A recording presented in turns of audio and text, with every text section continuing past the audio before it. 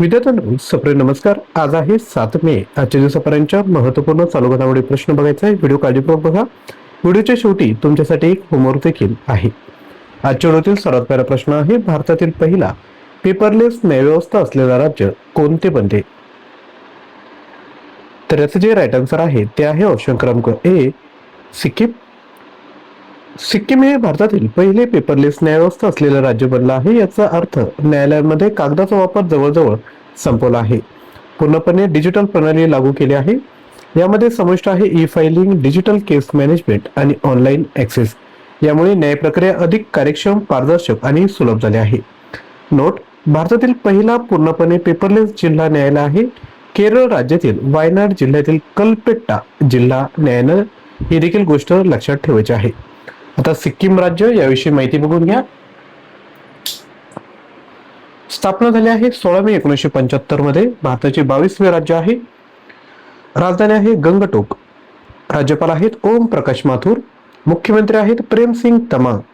विधानसभेच्या 32 जागा आहेत, लोकसभेची 1 तर राज्यसभेची 1 जागा आहे. पुढील प्रश्न, भारतीय रिझर्व्ह बँकेच्या नवीन डेप्युटी गव्हर्नर म्हणून कोणाची नियुक्ती करण्यात आली? तर याचं जे योग्य उत्तर आहे ते आहे रोहित जैन. केंद्र सरकारने रोहित जैन यांची रिझर्व्ह बँक ऑफ इंडियाचे नवीन डेप्युटी गव्हर्नर म्हणून नियुक्ती केली. त्यांचा कार्यकाळ 3 वर्षांचा असेल. ते यापूर्वी आरबीआय मध्ये एक्झिक्युटिव्ह डिरेक्टर होते. त्यांनी टी रविशंकर यांची जागा घेतली. ते निवृत्त झाले आहेत. आरबीआय स्थापना झाली 1 एप्रिल 1935 ला. मुख्यालय आहे मुंबई. सुरुवातीला कोलकाता होतं. राष्ट्रीयकरण झाले 1949 मध्ये. गव्हर्नर आहेत संजय मल्होत्रा. डेप्युटी गव्हर्नरची नावे लक्षात घ्या: स्वामीनाथन जे, डॉक्टर पूनम गुप्ता, शिरीष चंद्र मुर्मू आणि रोहित जैन.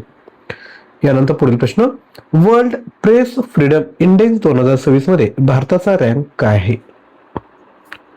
तर याचं जे योग्य उत्तर आहे ते आहे ऑप्शन सी, 157. लक्षात घ्या, जाहीर केलेल्या वर्ल्ड प्रेस फ्रीडम इंडेक्स 2026 मध्ये भारताची रँक 157वी आहे एकूण 180 देशांमध्ये.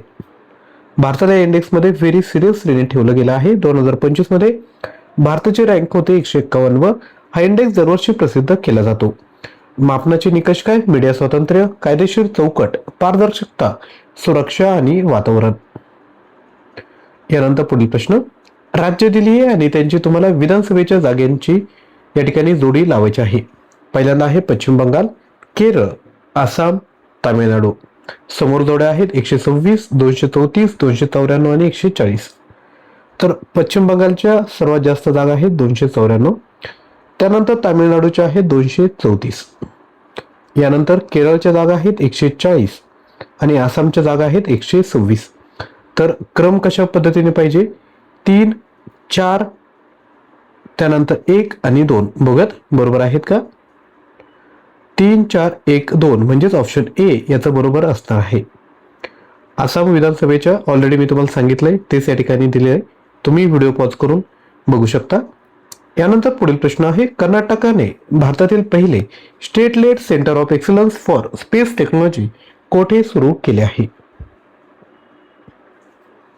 तर याचं जे योग्य उत्तर आहे ते आहे ऑप्शन क्रमांक सी, बेंगळुरू. कर्नाटक सरकारने भारतातील पहिले state laid certificate of excellence for space technology Bengaluru येथे सुरू केले. उद्देश स्पेस टेक्नॉलॉजीला रिसर्चमधून कमर्शियल आणि रिअल वर्ल्ड ऍप्लिकेशन पर्यंत नेणे. हा प्रकल्प Karnataka innovation and technology society आणि सॅटकॉम इंडस्ट्री असोसिएशन ऑफ इंडिया यांच्या सहकार्याने सुरू केला आहे. उपयोगी क्षेत्र कोणकोणते? तर agriculture, climate monitoring, disaster management, connectivity आणि आरोग्य सेवा. यानंतर Karnataka innovation and technology society स्थापना झालेली आहे 1960 अंतर्गत. मुख्य काम IT, biotechnology, electronics and semiconductor क्षेत्रात विकास. मुख्यालय आहे बेंगळुरू या ठिकाणी. सॅटकॉम इंडस्ट्री असोसिएशन ऑफ इंडिया. मुख्य काम सॅटेलाइट कम्युनिकेशन क्षेत्राचा विकास, पॉलिसी ॲडव्होकेसी आणि इंडस्ट्री ग्रोथ प्रोत्साहन. मुख्यालय आहे नवी दिल्ली या ठिकाणी. यानंतर पुढील प्रश्न, नॉर्थ टेक सिम्पोसियम 2026 चे आयोजन कुठे केले जात आहे? तर याचं जे योग्य उत्तर आहे ते आहे प्रयागराज. नॉर्थ टेक सिम्पोसियम 2026 चे आयोजन 4 ते 6 मे 2026 दरम्यान प्रयागराज उत्तर प्रदेश येथे होत आहे. या 3 दिवसीय कार्यक्रमाचे उद्घाटन संरक्षण मंत्री राजनाथ सिंह यांनी 4 मे 2026 रोजी केले. सिम्पोसियम म्हणजे काय? तर सिम्पोसियम म्हणजे असा कार्यक्रम जिथे तज्ञ एखाद्या विशिष्ट विषयावर चर्चा करतात आणि कल्पना शेअर करतात. हे प्रामुख्याने अकॅडमिक रिसर्च आणि प्रोफेशनल क्षेत्रात आयोजित केले जाते. पुढील प्रश्न, एशियन डेव्हलपमेंट बँकेने आशियाई प्रशांत क्षेत्रात वीज आणि डिजिटल कनेक्टिव्हिटीसाठी किती अब्ज डॉलरच्या गुंतवणूक योजनेची घोषणा केली आहे? योग्य उत्तर आहे option C, $70 billion. Asian development बँकेने आशियाई प्रशांत क्षेत्रात वीज आणि डिजिटल कनेक्टिव्हिटी मजबूत करण्यासाठी $70 अब्ज गुंतवणूक योजना जाहीर केली. ही घोषणा एडीबीचे अध्यक्ष मसाटो कांडा यांनी समरकंद, उझबेकिस्तान येथे झालेल्या 59व्या वार्षिक बैठकीत केली. योजनेचे मुख्य भाग $50 billion pan Asia power grid इनिशिएटिव्हसाठी आणि $20 बिलियन एशिया पॅसिफिक डिजिटल हायवेसाठी. एशियन डेव्हलपमेंट बँक ही एक प्रादेशिक विकास बँक आहे. उद्देश आशिया प्रशांत देशांच्या आर्थिक विकास आणि गरिबी कमी करणे. स्थापना झाली 1966 मध्ये. मुख्यालय आहे मनिला, फिलिपाईन्स या ठिकाणी. सदस्य आहे 60+ देश. अध्यक्ष आहे मसाटो कांडा. यानंतर पुढील प्रश्न, अंदमान आणि निकोबार बेटांनी अलीकडे किती दिवसात किती गिनीज वर्ल्ड रेकॉर्ड केले? याचं योग्य उत्तर आहे 2 दिवसात 2 रेकॉर्ड केलेले आहेत. लक्षात घ्या, 2 ते 3 मे दरम्यान सलग 2 दिवसात 2 गिनीज वर्ल्ड रेकॉर्ड केले. हे विक्रम स्वराज द्वीप येथे झाले. तपशील, पहिला दिवस 2 मे रोजी जगातील सर्वात मोठा अंडरवे नॅशनल फ्लॅग फडकवला. आकार होता सुमारे 60 बाय 40 मीटर. दुसरा दिवस under water tallest human stack record केला. 14 लोकांनी सहभाग घेतला. सुमारे 22.3 मीटर उंच मानवी स्तंभ या ठिकाणी केलेला आहे. जवळपास 3 मिनिटे पाण्याखाली ते टिकले. यानंतर पुढील प्रश्न, जगातील पहिले ऑप्टोसार उपग्रह कोणता आहे? तर याचं जे राईट आन्सर आहे ते आहे मिशन दृष्टी. मिशन दृष्टी हा जगातील पहिला ऑप्टोसार उपग्रह आहे. याची निर्मिती बेंगळुरू स्थित स्टार्टअपने केली.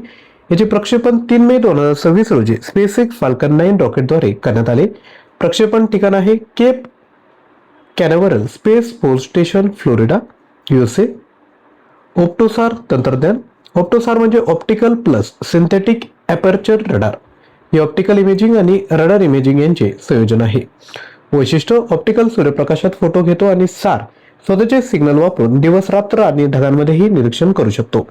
त्यामुळे उपग्रह खराब हवामानात ढगांमध्ये अंधारातही स्पष्ट प्रतिमा घेऊ शकतो. डेव्हलपर कोण आहे? Galaxy I Bharat. आणि लॉन्च डेट आहे 3 मे 2026. यानंतर पुढील प्रश्न, भारताचा पहिला पर्ल फार्मिंग क्लस्टर मोती शेती क्लस्टर कोणत्या ठिकाणी घोषित करण्यात आला? याचं योग्य उत्तर आहे हजारीबाग या ठिकाणी.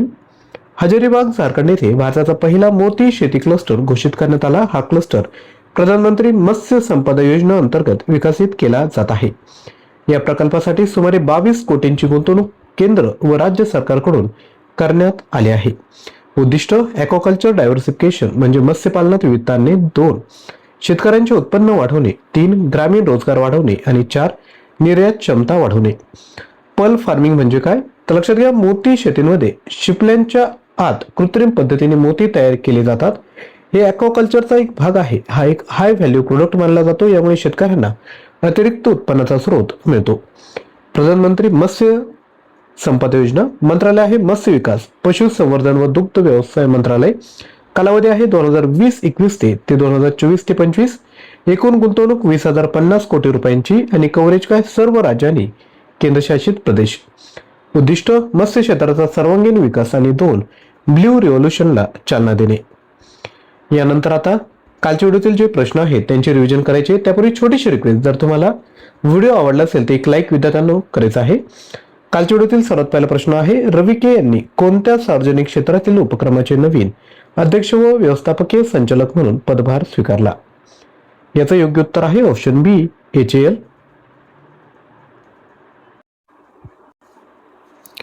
यानंतर पुढील प्रश्न, भारतीय नौदलात समाविष्ट करण्यात आलेली INS महेंद्रगिरी ही स्टेल्थ फ्रिगेट कोणत्या प्रोजेक्ट अंतर्गत तयार झाली आहे? उत्तर आहे ऑप्शन ए, प्रोजेक्ट 17A. नेक्स्ट, चर्चेत असलेला ग्रेट निकोबार इन्फ्रास्ट्रक्चर प्रोजेक्ट कोणत्या समुद्रधुनीजवळ आहे? तर याचे योग्य उत्तर आहे ऑप्शन ए, मलक्का समुद्रधुनी. पुढील प्रश्न, द हिंदू ग्रुपच्या कोणत्या प्लॅटफॉर्मने वान IFRA digital media award South Asia 2026 मध्ये बेस्ट न्यूज वेबसाईट और ॲप रिलॉन्च या श्रेणीत सुवर्णपदक जिंकले? उत्तर आहे option C, young world club. पुढील प्रश्न, 11व्या हेड्स ऑफ मिशन परिषद कुठे आयोजित करण्यात आली? उत्तर आहे नवी दिल्ली या ठिकाणी. पुढील प्रश्न, तेलंगणा सरकारने शिक्षण साहित्याच्या वितरणामध्ये पारदर्शकता आणि जबाबदारी वाढवण्यासाठी कोणती नवीन धोरण सुरू केले? उत्तर आहे ऑप्शन बी, केंद्रीकृत खरेदी धोरण. पुढील प्रश्न, ग्लोबल हेपॅटायटिस रिपोर्ट 2026 कोणत्या संस्थेद्वारे प्रसिद्ध करण्यात आला? उत्तर आहे option A, World Health Organization. पुढील प्रश्न, 10वा national summit on innovation and inclusivity कोणत्या कार्यक्रमांतर्गत आयोजित करण्यात आला? उत्तर आहे option B, national health mission. यानंतर पुढील प्रश्न, PAI 2.0 अहवालानुसार किती ग्रामपंचायती फ्रंट रनर श्रेणीत आल्या? उत्तर आहे ऑप्शन डी, 3635. यानंतर तुमच्यासाठी प्रश्न, त्रिशूर पुरमोत्सव प्रामुख्याने कोणत्या राज्यात साजरा केला जातो? केरळ, आंध्र प्रदेश, तामिळनाडू की महाराष्ट्र? प्रश्नाचं उत्तर कमेंट करा. चालू घडामोडी मटेरियल हवं असेल तर ॲप डाउनलोड करून कोर्स परचेस करू शकता. लिंक डिस्क्रिप्शन बॉक्समध्ये दिली आहे.